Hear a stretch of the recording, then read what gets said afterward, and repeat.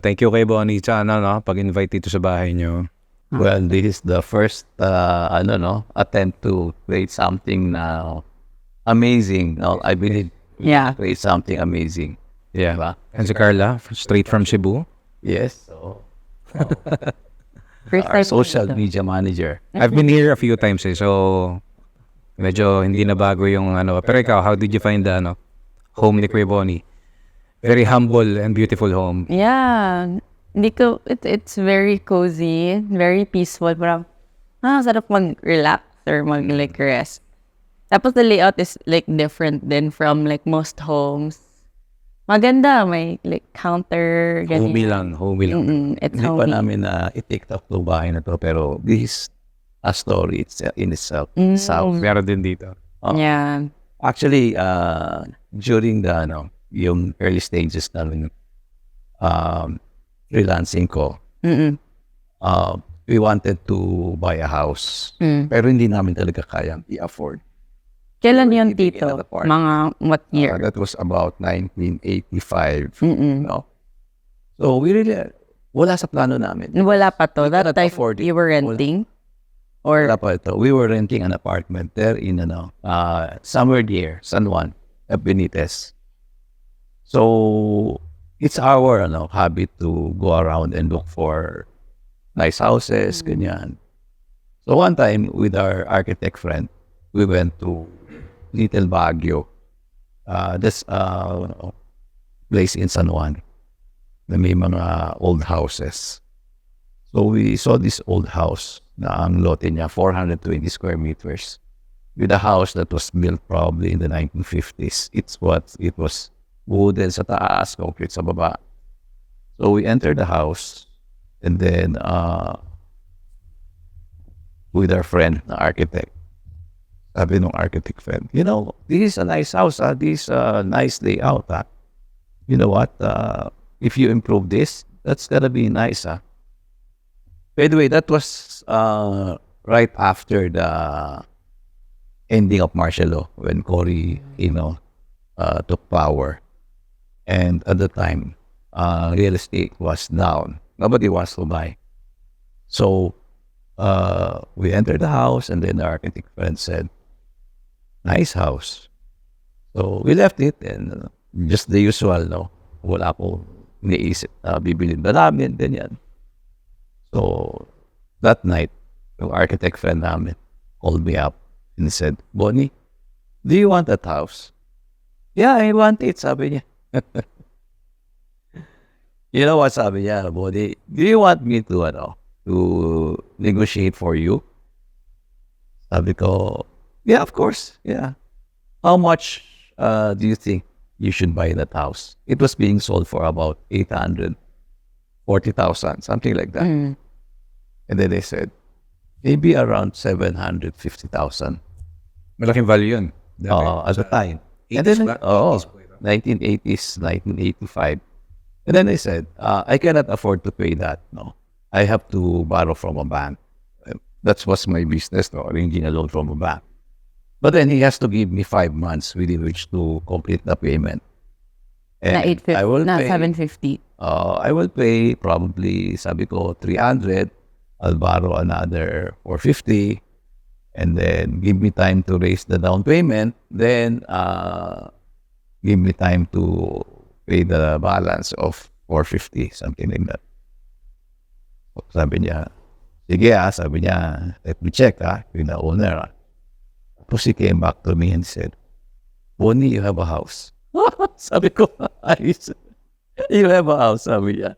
Na-excite ka, Tito, na narinig mo ang sinabi Oh. na, yeah. I cannot believe it. No.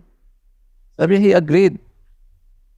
Then he agreed to the terms. You will raise the down payment within so many months and then you will raise the balance within so many months. Okay sa kanya, sabi niya. I brought the price down to 750.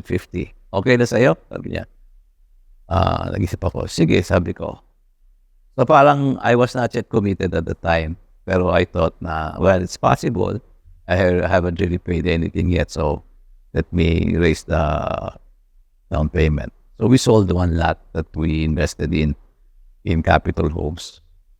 And we gathered some savings. And we said, mukhang kaya natin.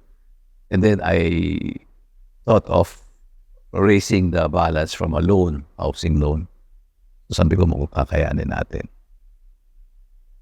And then at night, I was thinking about it. I cried. Sabi ko, Lord, hindi ko kaya ito. This is too much. I never... Dahil mahal. Ha? Dahil mahal, gano'n. Kasi I was thinking of the monthly amortization that I'll be paying. And then, my income is only averaging about 20,000 a month. Tapos, I'll be paying a monthly amortization of about 8,000 a month. Imagine, sabi ko, how can I do that? So I cried. More than 40% of your... Lord, I cannot do this. I cannot do this. Pero nasubo na ako, tsaka gusto rin na Stella. So, So then you already sold yung lot. we sold a lot. We sold a lot within a short time. We were able to gather the down payment. We paid him, the guy. And then I worked on the loan for about 3 months to approve. So we have a house. We had a house. We transferred to our new house at the time. Mga magkano ba yung sahod na 20,000 ngayon?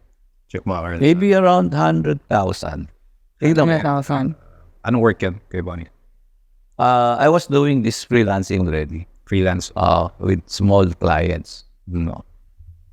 Now, after I pay, at the time we didn't have enough. We cannot rely on a regular income, so we would look at our appliances. Ano next na bebenta natin to complete the monthly amortization. So we were able to sell the microwave at one time, 8,000 pesos. It was a microwave na binili namin sa US. To replace the... Magkano nabenta? We sold it at 8,000 kasi wala pang mga microwave noon. Ang mahal Mahal. How many years was that then? Parang high-tech. Parang high-tech sa dati. Wala pang mabibiling Korte pa yung mga microwave. So yung ngayon, mga MacBook ang datingan niya. We went to the States kasi before and then we bought a microwave. Then inuwi namin dito kasi there was no microwave oven at the time. So we sold it and then we paid the amortization. So pag kinakapos kami, we're looking at the car. So bibentahan natin yung kotse natin. Hindi naman namin nabenta. Okay, so after 2 years, the house was worth 2 million pesos. Yeah, Oo, after 2 years lang? it was worth 2 million pesos. Yung 750? Yeah. Because we bought it at the time when the prices were depressed. Nobody wanted to buy a real estate. Yung right after martial law. Political stability. Oh, the Aquino just... 1987, Tito, no? Oh. So, after 7 years, my business was like very uncertain. And then somebody knocked on the door, on the gate. Sabi niya, Boni, somebody's interested in buying your house. Ay, sabi ko. But anyway, sabi niya, he's offering you 5 million for the house. And then we prayed about it. We talked about it. And because my business was not doing so well, I went back to the broker and I said, if you sell it for 5 million and then you give me the cash and then allow me to stay here for 5 months, it's okay with me. Ano, para saan yan? Kasi wala pa kayong lilipatan. Wala po lilipatan. So I need a cash para I can buy my house. Magkano mo binenta dito? Sorry. 5 million. 5 million. Hindi 2. 2 yung ano, di ba? Yung after 2 years, it was After 2 two. years, 2. After 7 years, it's 5. Oh. So, we sold it. Sabi mo, let me check with the buyer. Then she came back to me and said, Boni, it's sold. Sold, sabi ko. It was exciting kasi doors were opening, things that we never experienced before. We were young, our children were still babies at the time and things were opening up. So para sa amin, wow, God is opening a lot of doors for us, diba? Ganon, ano? And these are things that we never expected. So the owner paid 5 million. We paid the remaining balance of the loan. So we have about 4 million plus. Imagine, at the time. So we went around looking for houses, ganyan.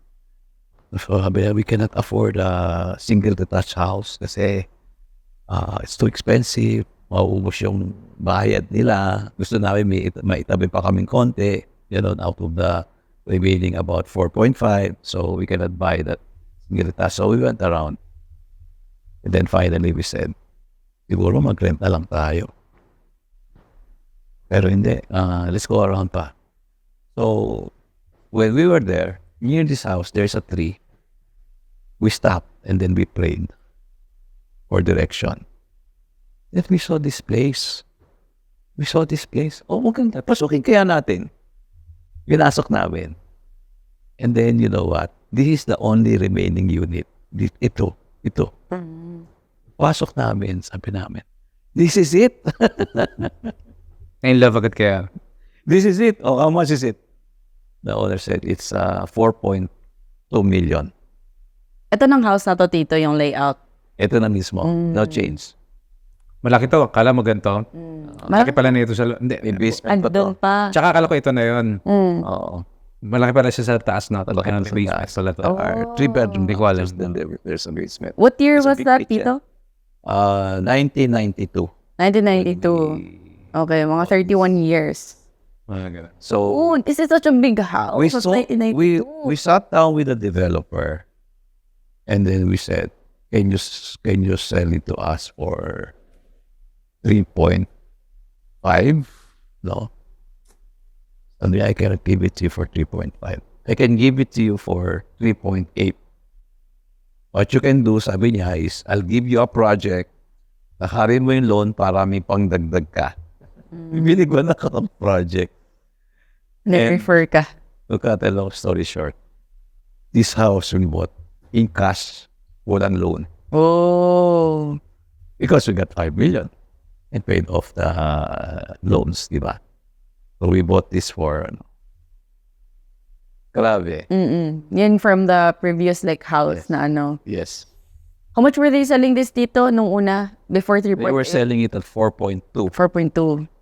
And then we were able to buy it for 3.8 with a bonus from the owner na lakari ko yung loan niya para may pandagdag. Really, ano. Si owner pala. God really made everything possible. Everything fell into place. What does it mean for you, Boni? Kasi siguro, alaga ko, from my ear, to my ears, million, sa pwede kong maisip. Mayaman na kasi si Kuya Boni, parang flip-flip na lang ng pera niya, parang madali lang yun. Siyempre, coming from someone na pag nakakarating ng millions of transactions, para siyang, hindi ako makarelate. So far, Parang madaling gumalaw. far-fetched na. Parang madaling gumalaw kapag may millions. Pero is that really your background? Did you grow up, mayaman na ba talaga kayo from the beginning? How did you, yung mga time na to, kasi baka mamaya nag-jump tayo to this point, and to people na hindi pa nakakilala kay Kuya Boni, isipin, ano yan, grew up with a may tawag sa ganong idiom, no? We did not come from rich families. What's your background, Kuya Boni? We did not come from rich families. Our dads were employees. Our moms were housewives. And You and your wife, right? You and Tita Stella. when we got married, we spent our own money for our wedding. We didn't receive anything from our parents as they cannot afford, no? And so we lived in an apartment for the initial years of our marriage. 2-bedroom apartment naman siya. So it was a small apartment somewhere near, no? So when I was employed, I got burned out in employment and I went into freelancing. Medyo nahirapan ako no initial years, no. It was martial law and then economy was bad. And of course, I had clients, no, coming in. Pero income was not really that big. Kaya it was impossible for me to have a house. So apartment, Kuya Boni, renting. Wala ba tayong property as Wala well? kami property. Or individually, meron bang property si Tita Stella? Kaya wala talaga. Wala talaga. Wala kaming mana. Magkano rent lang? At gano'ng kalaki yung apartment na? The apartment that we were having, our rental was around I think 2,000. 2,000. 2,000. Mm. Yung 20,000, yes, kanina, 37 years ago, 5%, let's say, inflation, nasa 120K siya ngayon. Yung 5,000? Yung 20K. 20,000, oo. Yung 20,000 na, So, ano niya. nasa... So, let's say, at 2,000, no, kasi around the same time. Yun. Magkano yan? So, Magka-perspective. Mga 12. 12,000. So, typical 12,000. apartment na, I think in Manila, if it was a condo, it could be a studio type. Yung, mayroon bang 12,000 na studio? So, Marikina. Marikina. Hindi prime. Tigas, hindi masyadong mahal yan. So, parang maliit lang siya. Mga gano'ng kalaki. it was a two-bedroom apartment. Okay. May second floor siya, 2 bedrooms sa taas. Merong sala and then kitchen na kagad. Okay. And how many years kayo nag-stay ni? Married na kayo? When we got married in 1979, we started living in an apartment. And then we had a house in 1985. Okay, so about 6 years you stayed in 6 years apartment. in an apartment. So that was the first, like we experienced God's grace, no? Magkaroon kami ng bahay because we never thought we'll have a house. Pero the key there is, I realized we were dreaming about having a house. We wanted to have a house. So whenever we go to the houses of our friends, sinasabi ko sa sarili ko, sana magkaroon din ako ng bahay na ganito, ang ganda. Sana. I was dreaming, no? My desire, yeah. Sana magkaroon din ako. And God heard our dreams, no? So yun ang, kasi ang na-realize ko doon is, don't limit God to what you can do. There are things that God can do for you. Don't limit Him. You do what you have to do as if everything depends on you. But you dream what you can dream of as if everything depends on God. Pero let's look back, Boni. Ito bang time na to ay kasi ngayon you're full of wisdom, 'di ba? You know your wisdom comes from God, word of God, from experience. Pero at this time, ano ka na ba yan? May faith ka na ba? Did you always go to God, or were you more of like just like a typical man of that age? Or business person. 30 plus? At the time, I was, about 35. 35. Yung first house dito? I was about 35. Is that what was really happening? Na parang, did you have the parang faith and trust na ibibigay ni Lord yun? Or what was it like? Or parang, did you have parang yung faith, were you walking in faith Or did by it just happen eventually, di ba? Honestly, we were already reading the Bible. We were already starting our walk with God. Pero I cannot say that I had that kind of strong faith na I will buy this house, no. I realized that personally, I was pushed into that situation kasi yung friends namin is like, kunin mo na yan. Kaya mo yan. Encouraging. Parang ano sila. And he actually paved the way for us to make it happen because he was the one who negotiated with the owner. So, kung wala yun, siguro mag-hesitate ako. Pero kasi may friend ako na nag-a-assist sa akin, no? And I believe that's God's way of bringing me to a point where I will have to make a decision. So, importante din yung yung kasama mo di ba? So, I would say na, di ba? I would say na at the time, ang faith ko is, I know that I can cry out to God kung may problema na hindi ko kaya, I can cry out to Him. And that's what I did. Every night I would open the Bible and recite His promises. Sasabihin ko, Lord, sabi mo ito Lord, ito sabi mo Kasi nakikita ko, hindi ko kakayanin yung next amortization So I kept on declaring His promises. So pagkikita mo yung Bible, Remind siya. talagang halos punit na kasi sobrang na. gamit na gamit yung Bible.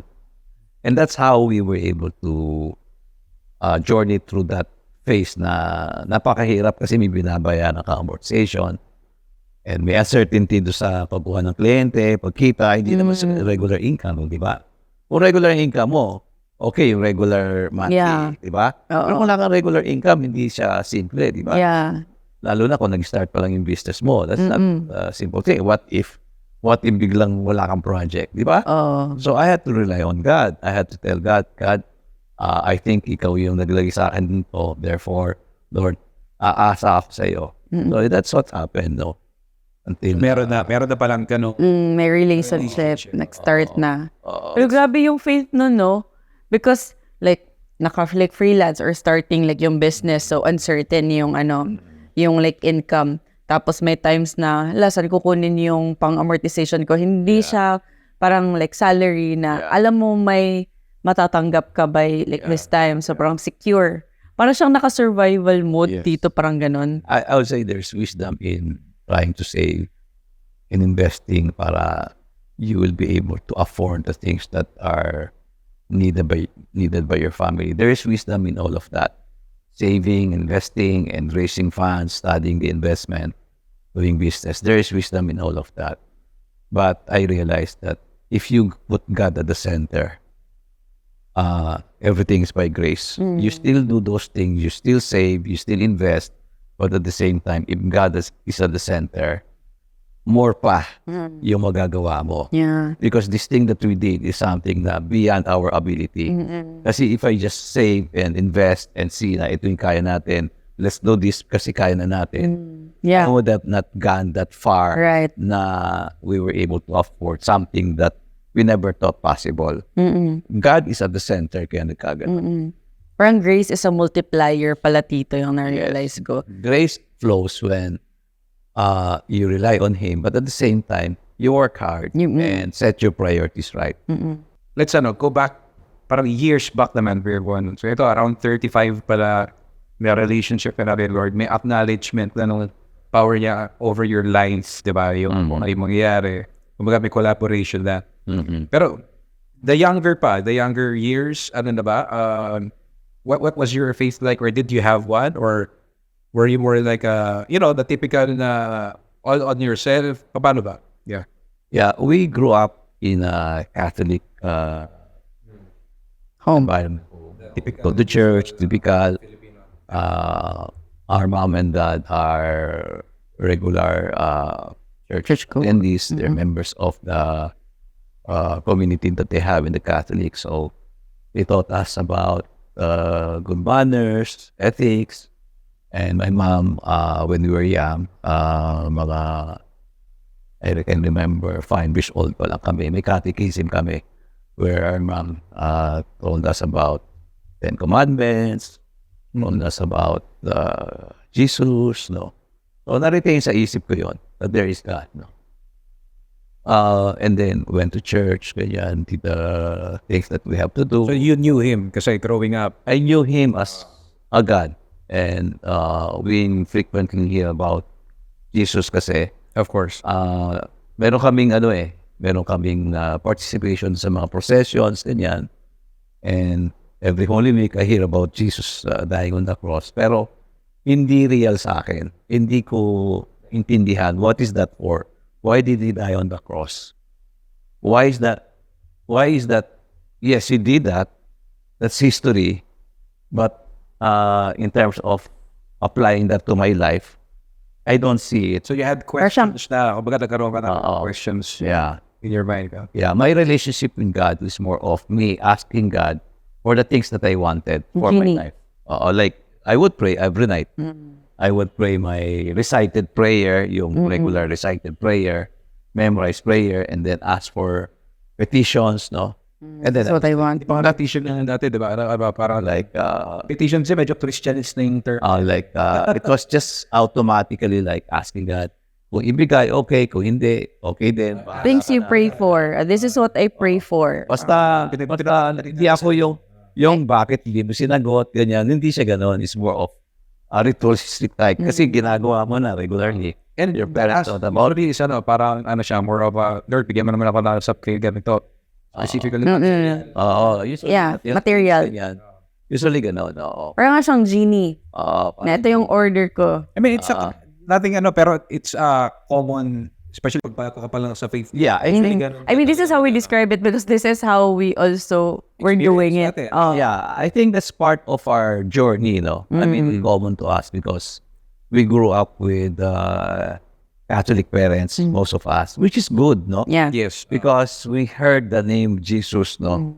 And for you to start a journey with God, you got to have the name, no? Already, no? Yeah. So, and what's good? And then we started with the 10 Commandments, be a good person. So, Less ang Philippines kasi everybody pretty much knows. blessed talaga because we are a Catholic country and we knew God by name, di ba? So that was the start of a journey when I was young. And whenever I have difficulties, I would remember God.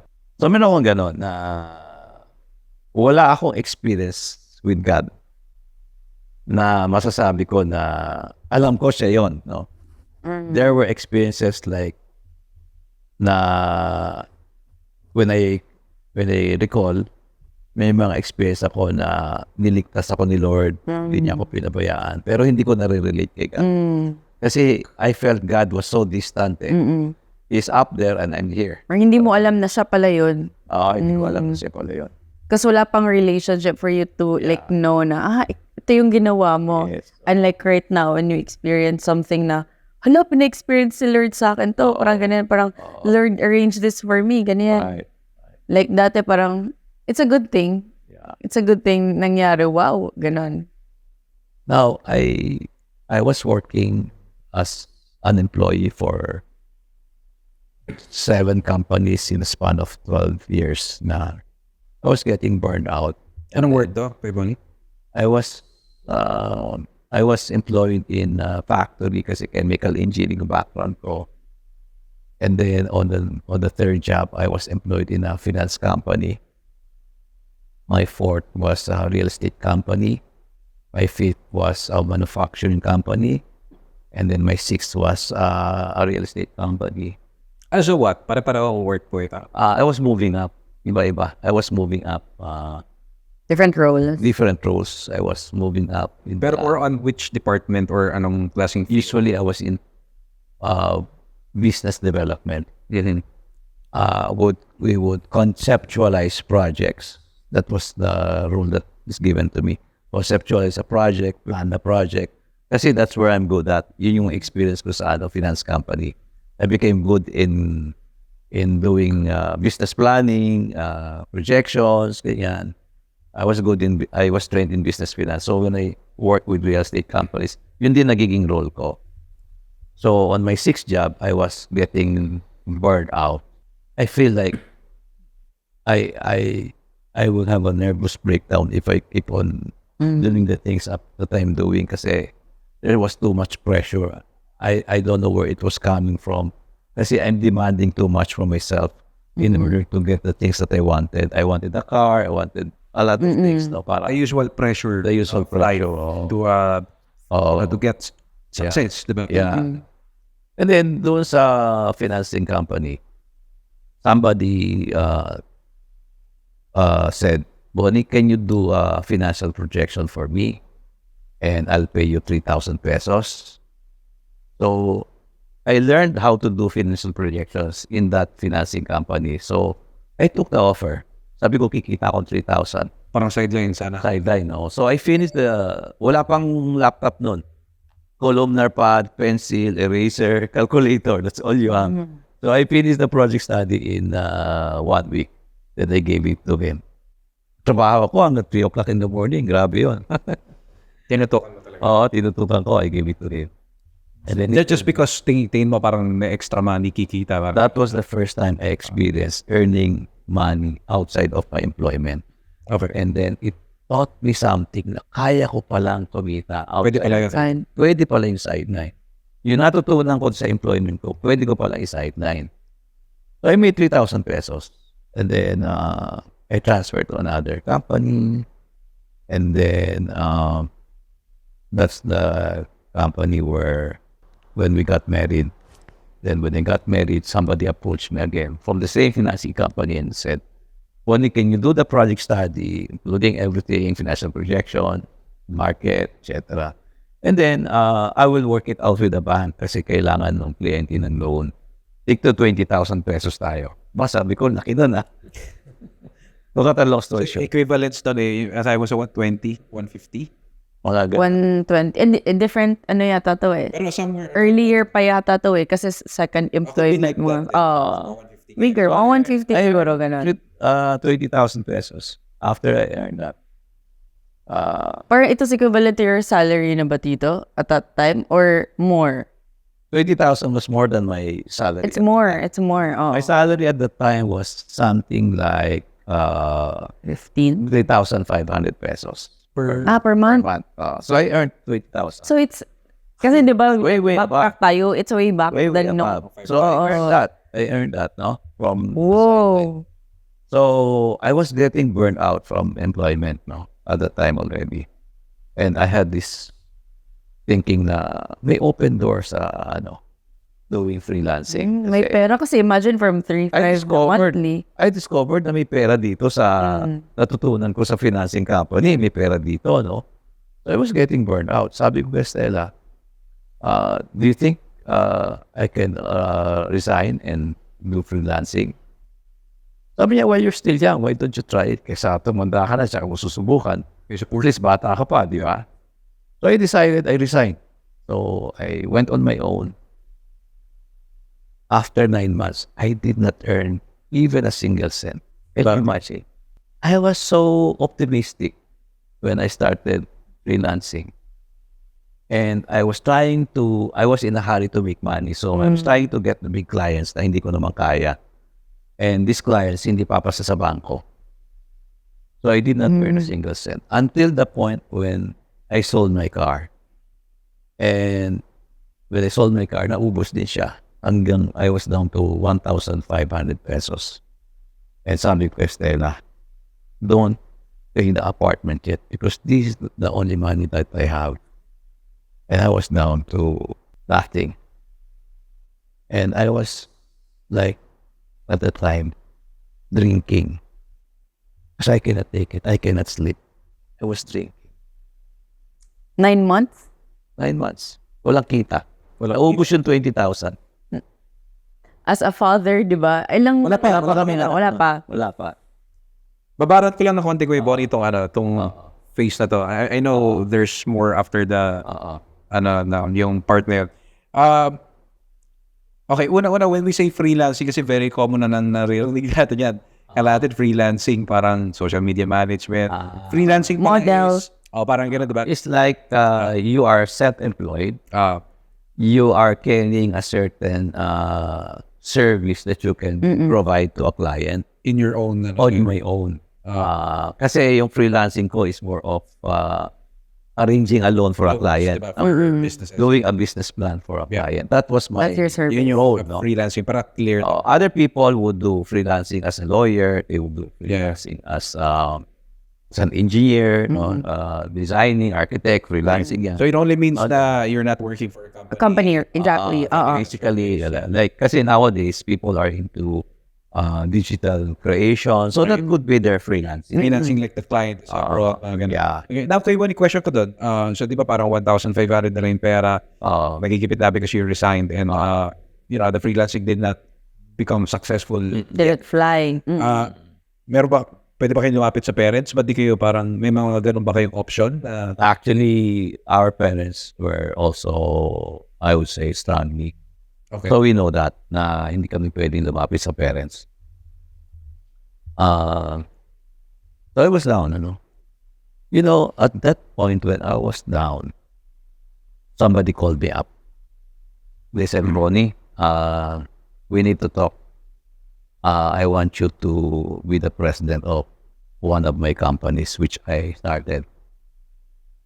And I said, who is this somebody? We're not gonna name names, pero this somebody... He's now one of the richest person in the Philippines. But in your life, who was he? He was my office mate in the financing company. We were seated side by side, magkatabi yung table namin. And looking back, when he resigned, 1 week before I resigned, and then I can still picture in my mind, he was at the door. He was about to leave the office when he resigned. He told me, Boni, I'm going into business. If it succeeds, sabi niya, I will get you. Sinabi niya yun. Oo, sabi And this is, prophetic eh. ano to, parang of course, many years back before itong call na nangyari. No? And then, So, nauna siyang nag-resign. sa loob ko, mas mataas ang rango ko sa iyo eh. Ikaw pa kukuha sa akin, nangyaabag mo naman. May ba? Okay. In other words, nagkatotoo. Naging successful to ang Then, tao. fast forward at that point where after 7 years, he really built this company. They expanded this company so fast. No, he's now a multi-billionaire. I will not name his name. And exactly what he told me, I will get you. He offered me at the right time when I was down. I did not tell him that I was down. Then at first I was hesitating kasi I wanted really to prove to myself that my decision to go freelancing is the right decision. But then, wala eh. Naubos talaga eh. And my last project was not approved. Sabi ko, wala na talagang pag-asa. So I called him up and I said, let's sit down. And then he gave me the offer and I told him, I don't have a car. Can you give me a car? Walang problema. Sabi niya, what car do you want? I want this kind of car, brand new. Okay, sige. Binigay sa akin yung brand new car na top of the line na na gustong-gusto ko. Anong kotse? Para anong kotse yun? It was a Galant Super Saloon at the time, 1980s. Muscle car. Talagang Muscle car. talagang talagang luxury car siya, So I started working for him. But at the back of my mind, sabi ko, I failed. But I knew that was God. That was God who picked me up when I was down. That was my first revelation of who God is. You know now or you knew then? I knew that. When it happened, when he offered me, this cannot be anyone except God, I said. Or masyado This orchestrated is yun. too much. Yung prophetic niya sinabi, Boni, I will get you after I bore my business. If it doesn't happen, I will go back to employment, but I will get you. Sabi niya, if I succeed in business, it happened, di ba? Sabi ko, this must be God. There's no other way. And I remember when you share that story then, like Tito, before that call, you were praying, di ba? I was praying already, kasi I was down. Doon sa puno. Diba? That's the house. That's the house. That was the house. So that's fast forward, no? So, I cannot forget that incident na nangyari at the right time when I was down to my 1,500 pesos, which we cannot even pay to the apartment kasi 3,000 we don't yun. have any more money. I took the job. But at the back of my mind, I failed in my freelancing. I failed in my decision. After... Bakit? Kasi parang bumalik pa rin kayo ng employment. Bumalik ako ng employment. It was a good position pero feeling... Oh, nice position, but ang feeling ko, this is no longer for me. And how many years did you stay there as a president? This is what happened. After 2.5 years, Ninoy Aquino was shot, assassinated. The economy was bad. Down. And there was a political crisis after that assassination. The crisis was so severe that banks were having bank runs. And we cannot even pay a check to the hardware stores where we are buying construction materials because that's a real estate company that I went into. And it was so bad na later, after that experience of crisis, my boss who took me in was retrenching the company. He was, laying off some employees kasi the company must stay afloat. Then I told him, since you're retrenching, by the way, the economy was so bad, the interest rates went up to something like 30% and above. Companies will not afford 30 plus interest rates. They will collapse, most of them. But then, because I am very good in doing project studies, I can access funds that are being offered by semi-government institutions at the time, where the interest rate is only about 18%. Much below than 30%. Yeah. Chinese clients started lining up, knocking at my doors. There's a demand. Yeah. Suddenly, there was a demand for my service. Mm-mm. And I took some of them as sideline. And pumila sila. Sunod-sunod talaga. And one client after another, tulungan mo ko. Sabi, please. While you were employed though. I was employed sideline. And then while the owner of the company was retrenching, I saw an opportunity. Sabi ko, you know what? You can retrench me. And I just want to have my car. Sabi niya, okay, you can have your car. Go. Magre-resign kayo pero Akin na yung kotse. sabi yung kotse. Huwag mo nang bawiin. Go. Sabi niya, go. I was happy. Buwasan siya. Anyway. So to cut a long story short, regarding that, di ba, God opened a door for me when I failed. You Di ba? were down, yeah. To make money pa rin. But God knew that my heart was to go freelancing, not to be employed. In time of crisis, when there seems to be like no more hope, Yeah. God opened a door for me you. to go back to freelancing. That's where I was for the next 3 decades. I did Until now. business financial consultancy. Up to now, I'm doing it. Except that I don't deal with small clients anymore. I deal with big projects, billion peso projects. So God has blessed me with, as I keep on learning the things that I have to learn as a business consultant, my income increased. No, and God was there all the way. I had a lot of experiences with God. Kasi again, hindi naman regular income. But during those years, I experienced a lot of things from God. Like, there was one time na wala akong project, no? Kasi sometimes the economy was bad. 3 decades yan Wala akong project. Sabi ko, that's saan magagaling ngayon ito? I have 3 children na I have to feed, no? Sabi ko kay Lord, gusto mo, taxi driver ako, payag naman ako sa iyo kung ano gusto mo Seryoso ba yan o binibiro mo lang si Lord? Seryoso ako. Kasi hindi ako pwede mag-usap. While you were freelancing, Tito, or you're taking sideline, kaya ako mag-taxi driver. Wala walang project na walang papasok Kasi as a freelance, syempre, depende kung may kliyente. Depende, yeah. So the practice I had at the time was I go to a quiet place. My favorite is the American Cemetery where I sit down and talk to God.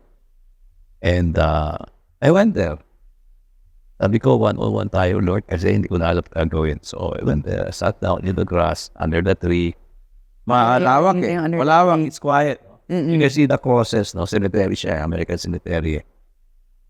So when I was opening the Bible and singing, I sing praises to God, I sing worship to God Sample. Joke kami. Dipikit ako. Hallelujah.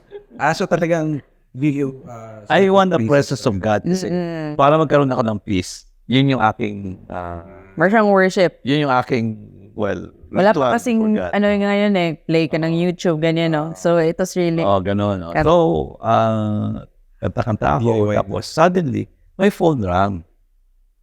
while you were there. I was there. Suddenly, my phone rang. Yung dating client ko na one of the biggest, sabi niya, Boni, can you arrange a loan for me? Sabi ko, of course. Sabi ko, kailan mo kailangan? Next week. For me, that's impossible kasi for me to arrange a loan, it will take at least 3 months. No? 3 months. 3 months. So sabi ko, Gusto niya 1 week. Next week na. pero sabi ko, sige. I took the challenge. To cut a long story short, I did the presentation, the papers, I gathered it. And then I submitted it to the bank. I think I've heard this before. Ayoko lang medyo i-fast forward ko yung Boni. Pero parang nakwento mo, hesitant ka or parang di ka masyadong confident din kasi 1 week. Kasi 1 week, Saka imposible talaga siya, di ba? Parang, Parang may peace ako. meron. When I said yes, may peace ako. Pambinigyan ka ng confidence. Ganun. Ganyan. Sabi ko, yes. Kasi I was desperate And then when that offer came, like, I had no Ito choice. na, I had no choice. Nothing to lose. So I said yes. So, Choosy pa ba ako, ganyan. wala na ako tatakbuhan di ba? It's like the Red Sea opening up for me. So I took it and then I submitted it to the bank and then they saw it and the account officer said, Boni, kailan mo kailangan ito? Sabi ko, next week. Ha? Sabi niya, that's impossible. Pero nag-isip siya. Sabi niya, let me check. Sabi niya, let me check. So after a few days, she called me up and she said, Boni, ang swerte mo talaga. Why? Sabi ko. Sabi niya, you know what? We bumped into the president of the bank and then we had lunch. And then while having lunch, casually, we talk about your client. And then the president said, okay na yan. That's, wag mo nang idaan sa ex-com yan. Okay na yan. Approve na yan. The president approved it. And casual ka nyo, no? Parang it was not even an agenda. Parang nabanggit lang. Kasi that's a client of mine that started small. And then it grew so fast that it was very visible in the banking community that it was a good company. Kaya, credibility. Okay, yung reputation nila.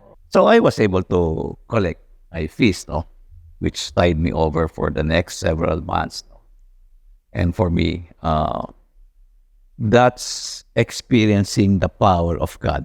That's why I keep on talking about the grace and the power of and the God. timing. Kasi di ba when you were desperate, crying out loud, Yun pala crying yun out sa cemetery, Oo. your phone rang, Oo. pagbiro rin talaga. Sige na nga. Parang, di ba?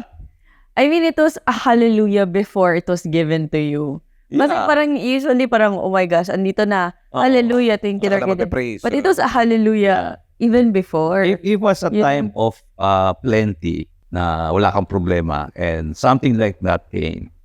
You would say, well, it was a coincidence. Di ba? Pero it was a desperate moment and something like that came.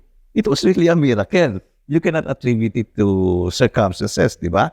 It was definitely a miracle that God became, and God is proving to me that I am your provider, hindi ka gugutumin. Diba? I was the one who placed you there. Huwag ka mag-alala, akong bahala sa iyo. How early was this during your freelancing, Tito? I would say it was 12 years after my freelancing. When you started? Oh.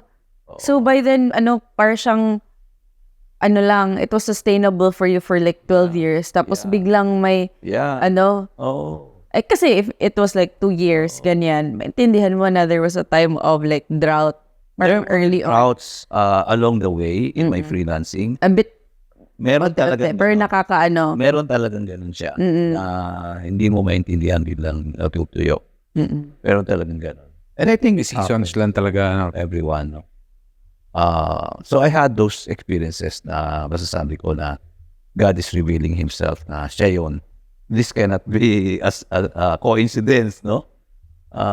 So I had those experiences. Yung pinaka malaking experience ko was yung of course ang dami, no, pero I was already almost 60 years old. And then my client at the time, I worked on his account for 9 months. And after 9 months, I used up all my credit card kasi he was not paying me, siya lang yung kliyente ko. There was no down payment. The deal was when the loan is approved, kamusta yung status ng personal finances niyo? Very ipon ba kayo? Meron kaming asset na invest. 60 years old na ito, diba? Meron naman kaming konting itong bahay na ito. Meron na. Plus yung konting we have investment in a property, piece of that. So meron naman kami ganon. Pero hindi pa Hindi pa masasabi na I am covered in my retirement or years. Parang ika nga nila financially free or financial freedom. Masasabing ganon. So, yun, hindi ako after 9 months naubos yung credit card. Tapos, hindi niya itinuloy. You did not fulfill it. In those 9 months, walang payment. Wala. You were using your personal finances. So, hindi ka nagkukulit ng upfront fee Walang ito? upfront fee sa business ko eh. Pero may expenses, di ba? It is called a success fee. When I succeed in delivering the deliverable that he's asking for, which is the approval of the loan, doon lang ako nababayaran. But covered na ba yung mo? Covered na yun. It's covered when I get paid. Kaya nga. But when I don't get paid, it's not It's covered. it's my a loss. expense. It's a loss. But this time, I got the loan approved. But he said he's not getting the loan and he's not paying me. So he didn't pay me. So I was like, wow, what's gonna happen? I was crushed again. And after a few days, of course, I was angry. Sabi ko, grabe naman. Pero mo, tinabaho mo, tapos ang nakasulat sa kontrata, ang linaw-linaw, you pay me when the loan is approved. And then the loan was approved, you did not tell me na hindi mo kukuhanin several months ago, tapos ngayon, nasa dulo. Sabi mo, hindi mo kukuhanin, di ba? So, sa mga loob ko. Kasi wala akong magawa, di ba? So, I was sitting in the coffee shop at UCC. A lady came to me and she said, "Oh, Boni, anong ginagawa mo ngayon? I am a consultant still." Yeah, you're doing the same thing. Kasi way back, about 7 years before that, she was one of the prospective clients that Stella I met. She did a brochure. We sent so many brochures to hundreds. And there's one response from one company. And this lady was the CFO. We talked, but nothing happened after that. And then, fast forward, nandito na kami. After 7 years. After 7 years, I was sitting down at UCC Cafe. Said, "What are you doing?" Sabi ko, "I'm doing financial consultancy work." And she said, "Boni, I will refer to you somebody. I have a client na I met a client na pwede mong trabahuhin." So, sige, akala ko one of those na coincidence lang. Then I sat down with the client. And then he was explaining to me yung problems niya sa bank, etc. And then when he was explaining to me, I recalled the things that I did for one client na solution to the same problem that he's having now. Sabi ko, you know what? I know the solution. I can solve your problem. In 6 months' time, sabi ko, you will have no more problem with the bank. And then, happened. Sunod-sunod yung project na ginawa ko para sa kanya. And up to now, he's still my client. And God blessed me through that client of mine. And I believe that's from God. Cannot be somebody else. Grabe, no? This was after the loss. This was after the loss yung ilang... May vlog si wife niya, si Tita Stella about it. Binasa ko yun way back. Yun nga, parang namimigay sila ng leaflets. Kasi, as I remember, the typewriter, di ba yun, or something? Or binenta yung typewriter. May ganong typewriter or something eh. Actually, she was the one who did the brochure. And she spent 40,000 for that. So, her own money. Her own money. Or I think the typewriter there was, yun yung ginagamit mo ata pang sulat ng ano. Yeah. So, namimigay sila ng leaflets for your services. So, and again, of course, wala nangyari masyado. Imagine after 7 years. Yeah, dun pa nagbunga, no? Doon Yung nagpunga yung seed or yung leaflets na yun. Tinanim. And as far as I know, this client of yours, ito na lang yung sole client na, imagine, ito na yung nagsusustain din ng and the character and personality of that client, masasabi ko talagang God-given. Kasi he's the type who would tell me, "Boni, kumulekta ka na." Never will that client do that. Kumulekta ka na. sila pa yung proactively. And then we were able to invest. We were able to travel to Europe. Wow. Whole family. Kaming dalawa. We went to Australia, New Zealand. We did a lot of travel. And parang season na sinabi sa amin ni Lord, this is the time na I'm blessing you. There will be blessing that you never thought possible. And I realized that God is our provider. And for me, that's the most important thing na kahit na kasing dami ng asset na ipunin mo, kung hindi provider si Lord, you will always feel insecure. Kasi that's not enough. Never enough. Yeah. Nothing's enough actually.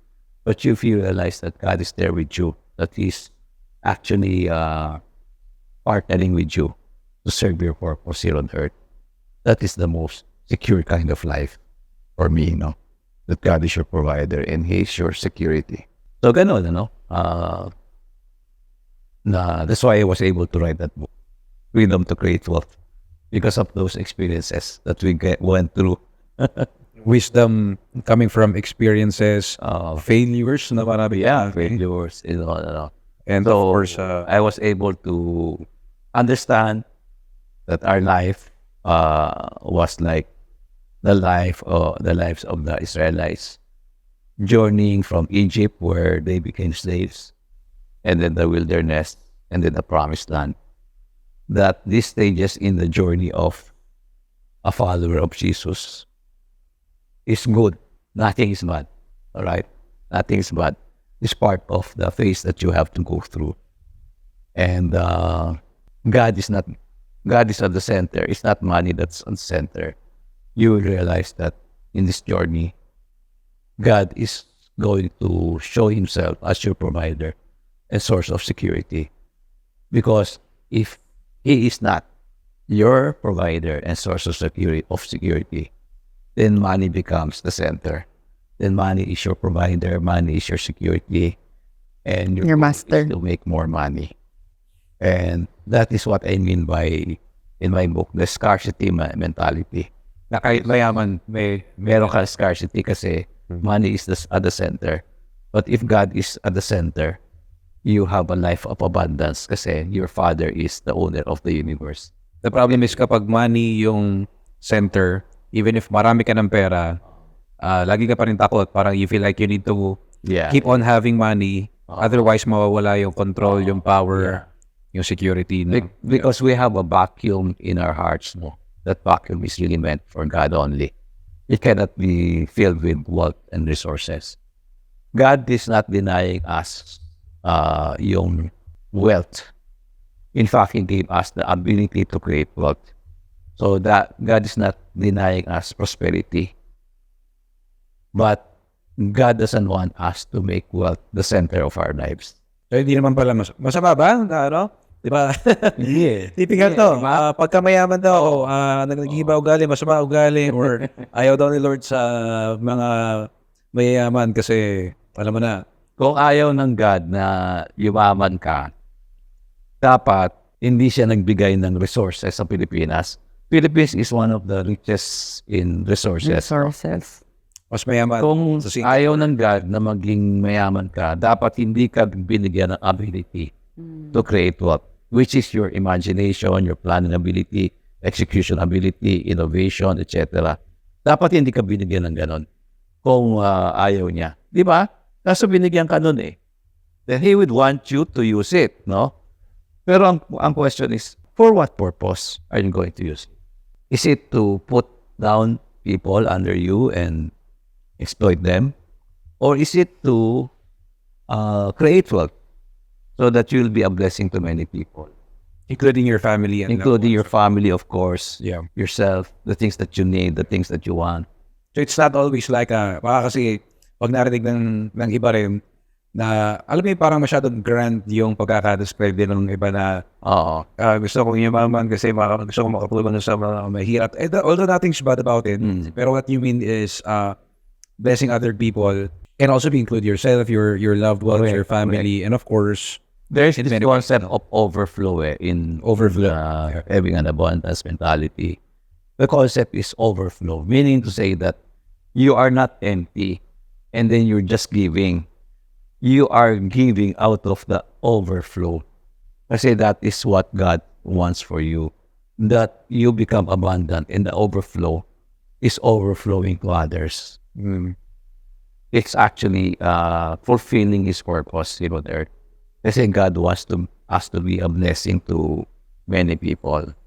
And of course, you were called to be a business person. Meaning there is no limit to the wealth that you will be able to create out of the ability God gave you. And it's up to you to use that ability to improve in it and align it with God's purpose. It's really up to you. But for me, that is the best kind of life. Yeah, hindi nasayang yung ability ko. Yeah. It was a journey for me, being a financial consultant all those years. Nag-improve ako na nag-improve, and therefore, I'm able to do those things na nagiging blessing sa client ko. So, ewan ko lang, Kuya Boni, ito, medyo mahirap siya i-describe and I don't know how it would sound like.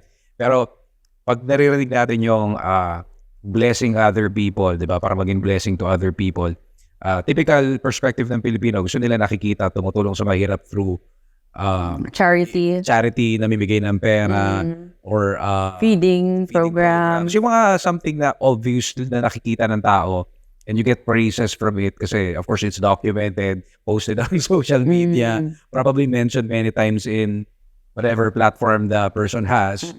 Yun yung typical na parang, okay naman yan. Napagtulong. Mayaman naman yan kasi tumutulong sa mahirap, namibigay ng pera, charity. Yeah. Is that what it means? Ganun ba yung ibig sabihin na blessing other people through your wealth? Ganun ba? I believe, there's a difference between you blessing others and telling God, I'm a blessing to others, therefore, ibigay mo yung gusto ko.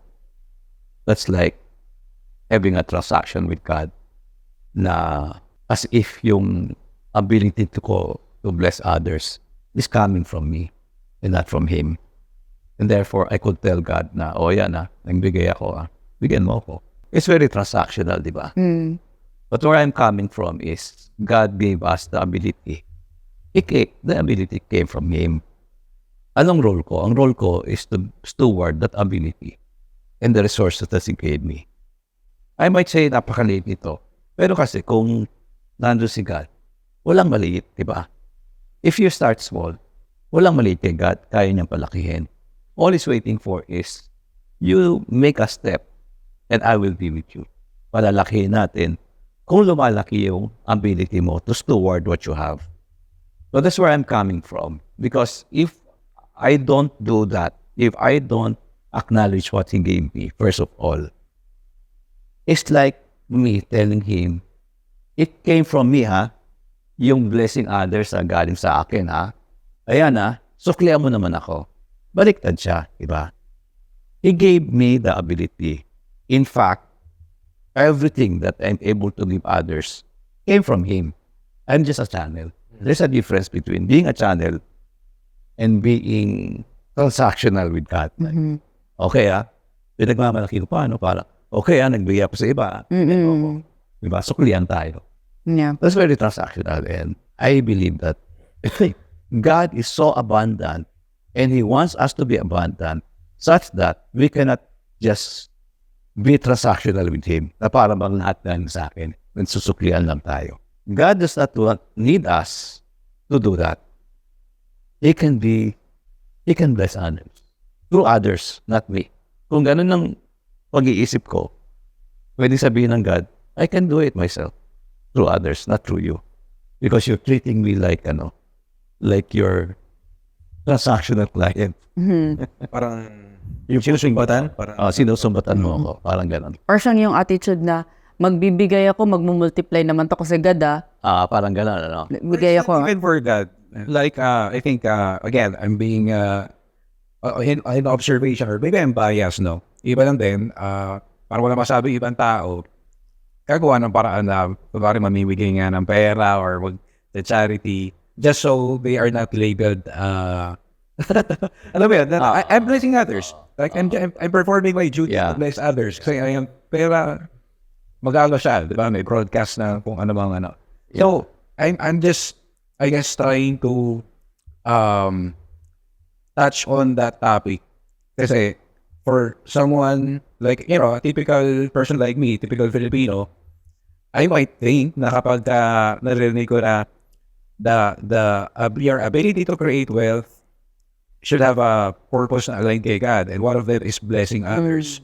I might think that when I hear blessing others, okay, pag marami na akong pera, pag mayaman na ako, doon tutulong ako sa mahirap. Right. Bimigay ako ng pera, bimigay ako sa charity. And is that what God is looking for from us? Yan ba yung inaanap niya? Like yung sa mga game shows, di ba, na parang, ano yung pangarap mo? Tapos sabihin, gusto kong yumaman para makatulong ako sa mga mahirap, mga ganun. What does it mean, di ba? And usually, as with my limited observation and understanding, ano yun? Talagang monetary help or yun yan. Yeah, ko, exactly. Almost like, ano yun ang nausong term ng pandemic, yung namimigay ng pera? For peace? Hindi siya abuloy pero it's Ayuda. Ayuda. Almost like an ayuda. Yeah. Di ba? Na parang And it's very common sa Filipino like practice na pag mayaman ako, tutulong ako sa hirap. Yun yung pangarap, makatulong sa mahirap. Yun ang how it looks like. Yeah. Now, I want to Sige, get your thoughts on abundance is a very broad topic, and it will take us several minutes to discuss it, no? Yes. But basically, di ba, in Kapayaman Nation, we're saying that we believe that every Filipino has the ability to prosper na walang mahirap. Di ba? Kasi sabi ni Jesus, di ba, I came that you might have life and life more abundant. And therefore, when you have Jesus, abundant life, di ba? Why? Because when you enter into a relationship with God through Jesus Christ, then you're connected to your Father who owns the universe. Or how can you be empowered in your dad is the owner of the universe? So, there is like the truth versus your reality. Diba? Yun ang truth. Now, your reality, you have to see it. Now, for us to be able to understand what it means to be the channel of God's blessing, instead of having a transaction with God and saying, hey, yumaman ako, binigyan ko yung mahirap, justified yung pagiging mayaman ko. There's no such thing because in God, He owns everything. Di ba? When we die, we're not gonna bring anything to where we're going because God owns everything. So, nagkaroon tayo lang ng scarcity mindset because of our separation from God. That's why it's a very broad topic. We go back to Genesis and we see that Adam and Eve was placed in a garden that is so abundant. They don't have anything to work in order to provide for themselves. They work not to provide for themselves, but they work in order to express the ability that God gave them. Because they have to put order. That's their mandate. Put order, take dominion. So they work for that. But never to provide for themselves because the garden was so abundant. But Adam and Eve chose to be independent of God, to be like God, and to do things on their own terms, not on the terms of God. And therefore, work turned into a different meaning. You work in order to eat, to toil for yourself. So, man became so insecure because they lost the relationship where there is an abundant father. They lost that kind of relationship. Therefore, nagkaroon sila ng scarcity mentality. Because now, they relate what they have to the kind of work that they have. They relate what they provision to what they can do. So now, it's not like God providing, they providing from themselves. So nagkaroon sila ng scarcity mentality. And therefore, nag-umpisa yung exploitation, nag-umpisa yung taking advantage of your neighbor so that you'll be richer, nag-umpisa yung being prideful in one's riches, nagkaroon ng display of wealth, no? Nagkaroon ng ganon because there was this scarcity mentality. Okay, so now, if you look at that transaction, it's like saying to God, mas abundant ako kesa sa'yo. Hindi mo mabigyan mahihirap, ako yung magbibigay. Di ba? So ngayon, suklian mo ako kasi ginawa ko yung trabaho mo eh. Hindi mo ginagawa eh. It's different when I say na the ability that God gave me is His. And God is waiting for me to act on the ability that God gave. When I act on that, to improve it, to use it for His purpose, which is to create value that is a blessing to others. Like in business, you create value. God will be there because He is pleased when you use that ability that He gave you, rather than sitting back and complaining and say, wala akong pera eh. No? Tulungan mo ako. When you start using that ability, no matter how small that is, no matter how small your resources are, when you start using that ability, God is pleased because what He gave you is going to be useful to His purpose. Diba? So now, you start using that ability, you start blessing other people. Because the moment you use that ability is meant for good. That God meant that ability for you to create value. And therefore, you create value that adds value to others. No? It's not like charity. That charity is part of it, but not necessarily. If you do business, like you're creating value, you are selling something, you are adding value to people, that's business. let's remove the bad connotation of business. Business is creating value by using the ability that God gave me. And in return, I receive money because I need the money to sustain what I'm doing. So that's the cycle. You sustain what you're doing. You keep on doing that, and you keep on improving. Money will keep on coming to you. Therefore, you'll have employees. You'll be a blessed community, and it spreads, no? And then the people around you sees that, hey, ganun lang pala. May abilidad din tayo. Gamitin natin because God is there. Now you tell about these things to other people, and you say, hey, you have ability. Let me help you. Let me tell you what happened to me. Nagmo-multiply ngayon. Yeah. I think maganda yung sabi ni Kuya Boni. Kasi again, dati, yung talagang, typically, pag narinig mo yung blessing others, it's usually monetary, charity, ganyan. Pero sa mga na-observe ko nga, and I think it was also one of the, I don't know if it was Manny Villar, sa isang TikTok video na napanood ko, na parang the best way to become a blessing to other people, I don't know if it was blessing yung term niya, no, is to create businesses then. Diba? Kasi syempre, when you as an entrepreneur, using your ability to create wealth and ability given by God, nakaka-create ka ng businesses, nakaka-create ng more jobs, nabibilis yung families nila, nabibilis yung customers. So it becomes an ecosystem na, so it's also becoming a blessing to other people, diba? Yeah. Yep. Which is, I'm not saying it's limited to that, pero all I'm saying is, para lang hindi pala laging pagka mayaman na ako, I become a blessing to others, mag-aayuda na ako sa mga mahihirap. And it becomes Doon ka more na makakatulong. doon lang makakatulong. And that's okay. That's good. That's maybe That's good. part of the stage. That's part of it. You're in. But a person must begin to realize that if God gave me the ability and I start using it, then He's pleased with me because hindi na sayang yung binigay niya. Diba? Yeah. Because that ability is meant to be creating value so that it blesses others. The moment you do that, you're actually in our world, you are actually contributing to the economy. Kaya pag tinignan mo din sa natural, nagtatribe yung economy because everybody is using the ability that God gave them. Diba? Instead of let's say 80% of the people are begging for food and only 20% are using the ability. What if 100% everyone is using the ability? Everyone. Water household. The economy will thrive. Diba? Right. That is the key to a prosperous economy. If you look around you, there are so many resources around. What about the lands, the fruits, the trees, etc. There's so much to cultivate. Exactly, that's Genesis, diba? Take dominion, try, multiply. Because I want everybody to be blessed. And I want everybody to see that this is the kind of God that I am. Diba? So, when we do business, and we acknowledge that God gave us the ability to create wealth, then others will see, ganun pala yun. And we talk about it. I did not finish college, for example.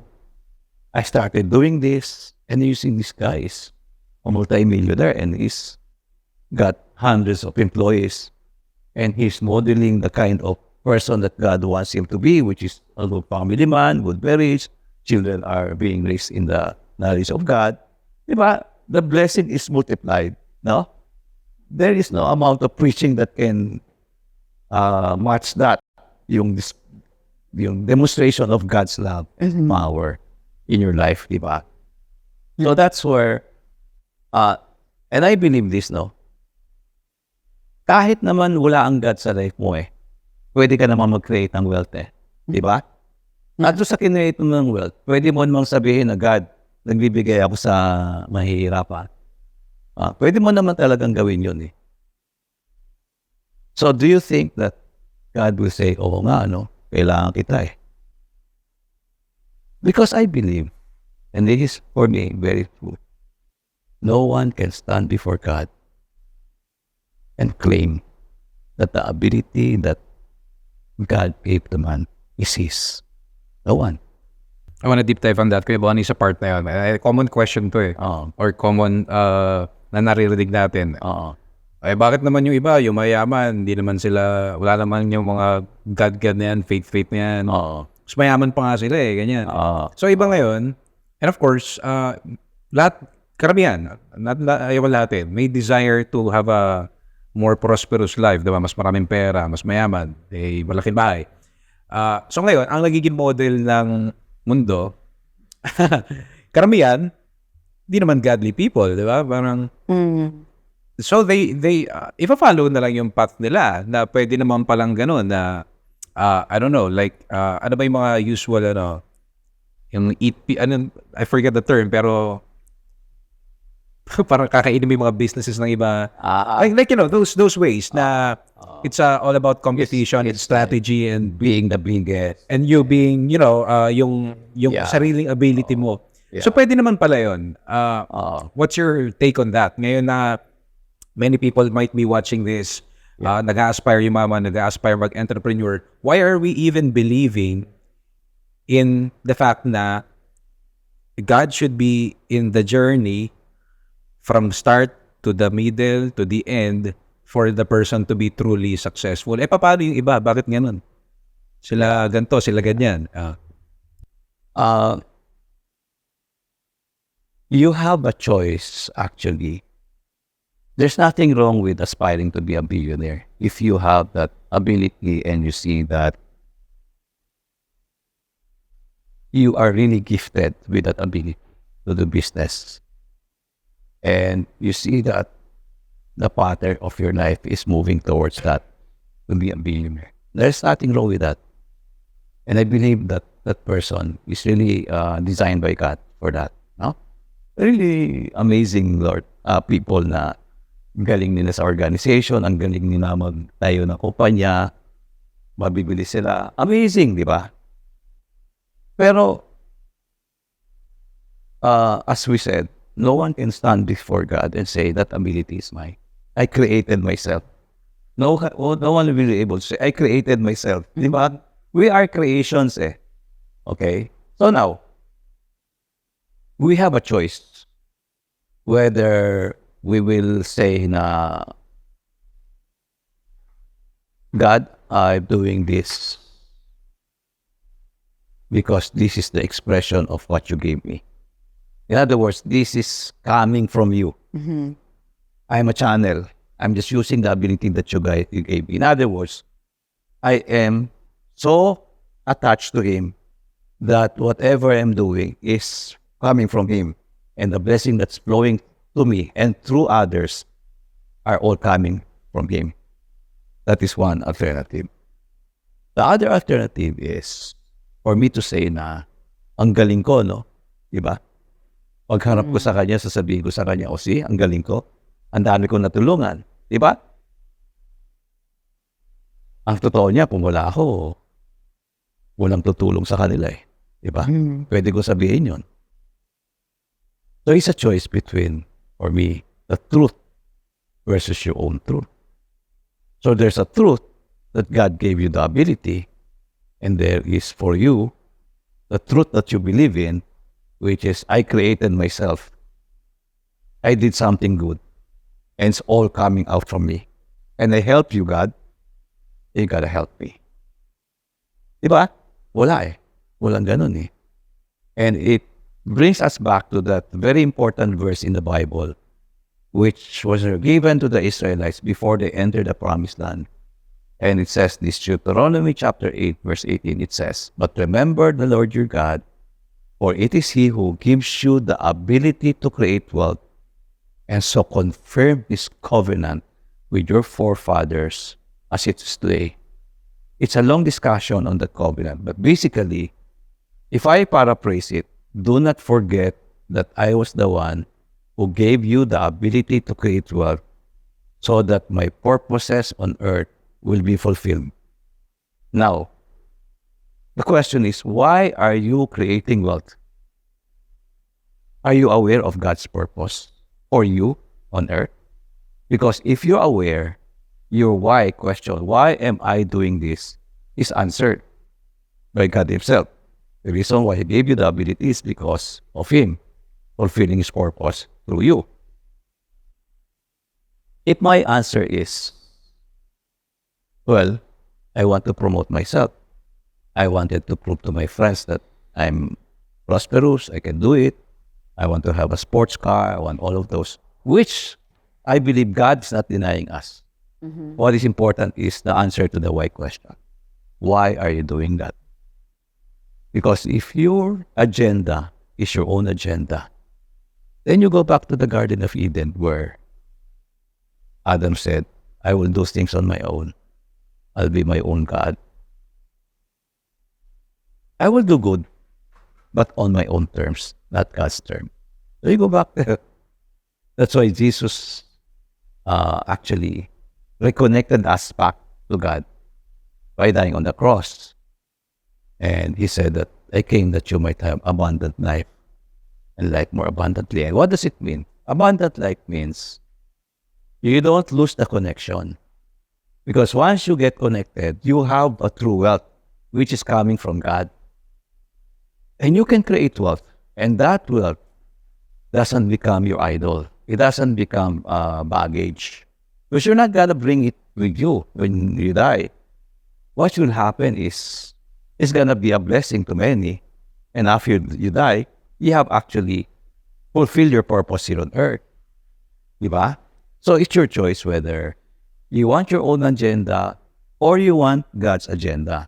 But first, acknowledge more that it is God who gave you the ability. It did not come from you. No man can ever say, I created myself. How can you create yourself? There's only one creator who created man. Ayan. Medyo lumalim tayo. Nag-stop pala yung camera. Diyos mio, marima. Pero okay lang. Kasi nag-full storage. Tumatakbo pa rin naman to. No? Okay. Pero siguro, we can wrap it up and then try to, debrief tayo. Let's do another, conversation. Okay. Yeah. In a bit. Pero yeah, kay Boni, about it. Well, first try pa lang naman natin. Of course, not gonna be perfect. Pero hopefully, magawa ng paraan yung video editing na. So, yeah, sa mga napag-usapan natin, I guess, okay lang. Ano bang mga nag-stand out sa'yo, no? From what Tito said, mas lumalim yung pag-intindi ko dun sa yung nasa book niya, what he's trying to say dun sa book niya na freedom to create wealth means God has given every one of us, every single one of us, ability, talents, and those are resources. And we can look at money as a resource, diba? Yun yung ipamimigay mo na tulong. And we can look at our ability as a resource as well. Na yun ang ipamimigay mo na tulong. Na what the book is saying kasi na once you discover that, once ma-internalize mo, maintindihan mo na I'm abundant because God has given me the ability. But that ability, hindi siya yung manggang namumunga na. It's like a seed. It's something that you develop. It's something that you grow through studying, through experience, through continuous implementation or action or the continuous growth. Now, once mamunga na yun, those are the things that you're able to share. But just the act of serving on a day-to-day basis, no matter how start it or no matter how early it is to start ng business or maybe sa start ng employment, every one of us are actually able to give something. Enough na, each one of us to be able to give something. And parang naintindihan ko, kaya may puso talaga, si Tito Boni or si Aaron or yung sa Kapayaman na team. Kaya may puso for Filipinos because we don't know this. Parang a lot of us feel, or I don't know if you also feel this one, Aaron, minsan na parang we feel hopeless. Na parang wala na. Parang ano ba yung trabaho ko? Ano ba yung saan yung next ganyan? And we forget na parang each one of us is planted a garden na abundant na. Even yung bata, diba? There's a value na nabibigay niya sa family niya, nakakapagbigay siya ng joy sa family niya that each person sa family are able to move forward or nare-relieve yung stress, even yung bata may value siyang nabibigay. How much more like an adult na ang dami ng napag-aralan, na experience, natutunan. There's so much more that we can give pala.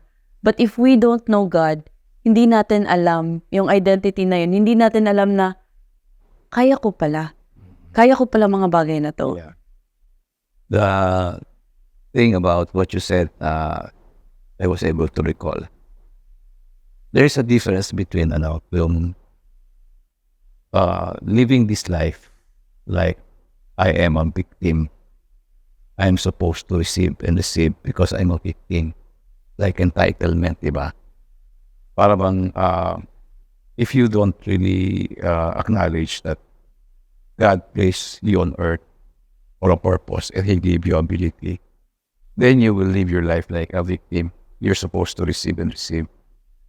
Pero if you acknowledge that God gave you a role on this earth and He gave you the ability, no matter how small what your resources are, you start making a step to be a blessing. And that is when you really experience abundance, because if you step into that role that God gave you, then you will experience abundance little by little, and then you will realize that there is so much that God wants to give you more pa. In contrast, you live this life on earth as if you're a victim, you're a person who needs, wala, di ba? Na kawawa ka palagi. Then you will have a scarcity talaga kasi hindi mo na-acknowledge yung true resource na binigay sa iyo ng God. And hindi mo din na-acknowledge na siya ang talagang wealth mo kasi tutulungan ka niya. Ayun. Ako ang dami. Pero siguro, about ability, I think ang nag-resonate sa akin, God is God of all. Di lang siya God ni Kuya Boni, di ba? And that means na meron siyang personal relationship sa bawat isa, meron siyang binibigay na sapat na ability sa bawat isa, magkakaiba rin ng ano. And it's not one's job to be, to play God. And, even if parang meron kang ability na magbigay, it doesn't mean na you'll take the glory. Kasi at the end of the day, it is God who is the provider of all. That's right. But we are part of this kingdom na binubuo ni Lord, where other people are experiencing more prosperity because yun nga, nagagamit nila yung ability nila. They are following God's principles din, and they're aligned with God's heart. Hindi lang din for themselves. It's also to bless other people. And tulad yan na napag-usapan natin, not only financially or monetarily, it could be, even inspiring others or through businesses, di ba? But at the end of the day, God is God of all, and if we only understand better and dig deeper kung ano yung heart niya and ano yung desire niya for us to experience abundance and to experience prosperity, then I think lahat tayo sabay-sabay. Hindi na kailangan umasa kung sino yung mayaman. Yun yung burden, di ba? Kasi ganun yung nangyari. Kung sino yung mayaman, parang ang yaman-yaman mo, di ka tumutulong sa mahirap. Hindi mo kailangan. Hindi mo na kailangan gawin yun. Because yun. Yes. Kasi if you understand na hindi lang siya yung may kakayanan na maging mabless, di ba? Kasi lahat tayo may isang problem. Kasi if you keep on envying other people, you're actually saying to yourself, it's not possible for me. Yes. And that's why the book that we wrote is Freedom to Create Wealth. Because available on TikTok Shop, Shopee. Available sa Lazada Shop Ito pala. and TikTok Shop. It's because for us to really create wealth, we have to be free first. What do we mean by being free first? Because there are certain mindsets that are holding us back. Yung nga, kagaya na napag-usapan natin kanina, yung victim mentality, which is saying that wala akong kakayanan, tulungan nila lang ako, gusto ko nilang limos. That's one. The other mentality is mentality of luck. Being lucky. Looking for luck. Looking for swerte yan. Jackpot, no? It's just like saying na, again, wala akong capability. Gusto ko yung biglang dumating na lang yung answer sa aking troubles, no? Swerte, ganon. And The other mentality is scarcity. Na palaging kulang. Like, we were raised in families na takot na mag-discover kasi ganito na talaga. Ito na yung formula. Mag-aral ka, walang masama sa pag-aaral. Parang yung usual na rinig sa mga nanay. Employee ka, Tayo mayaman. tapos OFW ka, para anin mo yung mga kapatid mo. Yep. And the basis of that is kulang talaga. Yeah. Therefore, ito na yung safe place para sa'yo. Huwag ka nang discover na kung ano. Ito na yung nakakagas na natin. Ito na yung gawin mo. Ito na yung formula nag-work sa kapitbahay natin. Yep. And we have to be freed from those mentalities. There's nothing wrong with being an OFW, helping your siblings to go through college. There's nothing wrong with that. Pero importante sa atin is i-discover natin kung ano pa meron tayo na inihanda ng God para sa atin. Yes. Ayun. Ayos. Ayun. Pwede na for first episode. Oh, pwede na yan. Sige. Abangan na niya, ilang yan. See you in the next episode.